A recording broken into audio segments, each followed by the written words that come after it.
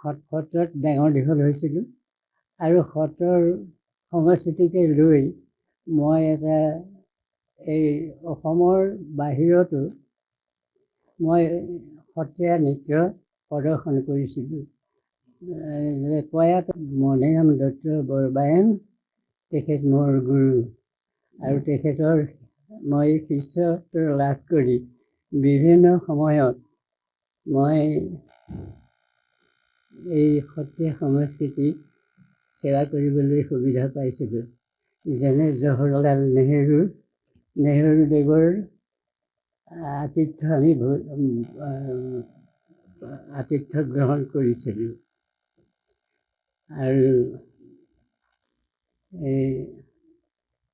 তেখেতৰ যিখিনি অৱদান, তেখেতৰ যিখিনি আমাৰ প্ৰতি মানে শ্ৰদ্ধা দেখুৱালে, আমি বৰ আনন্দ আৰু মানে সন্তোষ লাভ কৰিছিলোঁ। অকল ময়ে নহয়, মোৰ লগত আৰু কেইবাজনো আছিল। আপুনি এতিয়া সংগীত নাটক একাডেমি পোৱা বছৰ আজি পদ্মশ্ৰী পাইছে, এইটো কৈ দিয়ক। হয়, সংগীত নাটক একাডেমীৰ অনুগ্ৰহত এইটো পদ্মশ্ৰী বুলি যিটো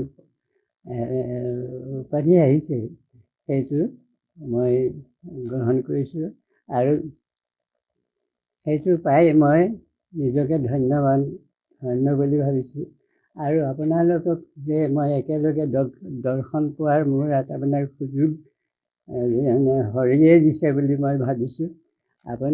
আপোনালোক হৰিৰ সেৱক, আপোনালোক এইবিলাক আপোনালোকে বুটলি আৰু নি সমাজত আপোনালোকে প্ৰতিষ্ঠা কৰিছে আৰু আপোনালোকৰ জীৱন আমাতকৈ বহুত ধন্য বুলি ভাবিছোঁ। এতিয়া নতুন পৰিকল্পনা বুলিবলৈ মোৰ মানে এটা চলি আছে। মোৰ এখন সত্ৰীয়া সংগীত বিদ্যালয় আছে, মই সেইখনৰে অধ্যক্ষ হৈ আছোঁ আৰু মোৰ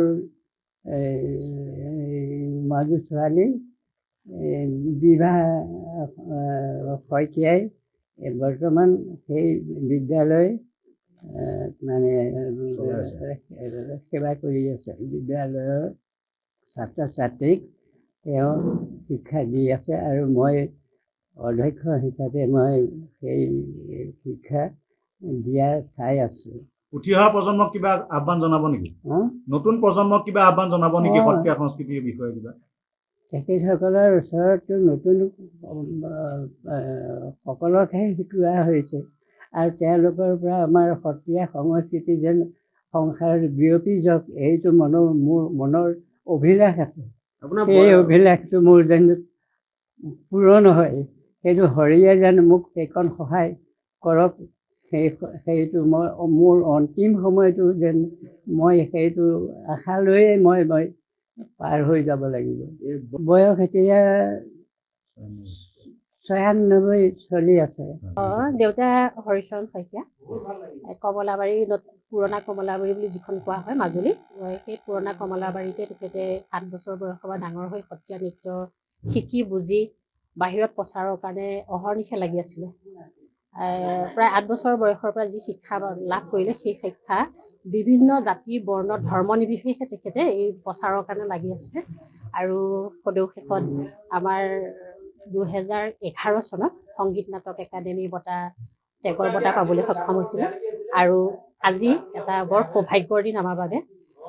পদ্মশ্ৰী বঁটা তেওঁৰ মানে সন্মান যাচিছে। আমি বৰ সুখ অনুভৱ কৰিছোঁ। অৱশ্যে আনন্দৰ নিজৰা আজি চকুৰেদি বৈ গৈছিল বাৰু, দেউতাক সাৱটি ধৰি আনন্দ লাভ কৰিছিলোঁ। আৰু দ্বিতীয়তে চৰকাৰখনকো আমি যি পদক্ষেপ লৈছে, যিসকল গাঁৱে ভূঞে সোমাই থকা প্ৰচাৰ মাধ্যমৰ মানে আন্ধাৰত থকা যিসকল ব্যক্তি, সেইসকলক উলিয়াই নিয়াৰ ক্ষেত্ৰত সংবাদ মাধ্যমকো যথেষ্ট ধন্যবাদ জনাইছোঁ। আৰু নতুন চৰকাৰখনে যি পদক্ষেপ লৈছে, মানে যি শিল্পী সাহিত্যিকসকলক যিখিনি আগুৱাই নিয়াৰ ক্ষেত্ৰত মানে সহযোগিতা আগবঢ়াইছে, তেখেতসকলকো ধন্যবাদ জনাইছোঁ। আৰু সদৌ শেষত আপোনালোকক সকলোকে মই কৃতজ্ঞতা জনাইছোঁ, ধন্যবাদ জনাইছোঁ।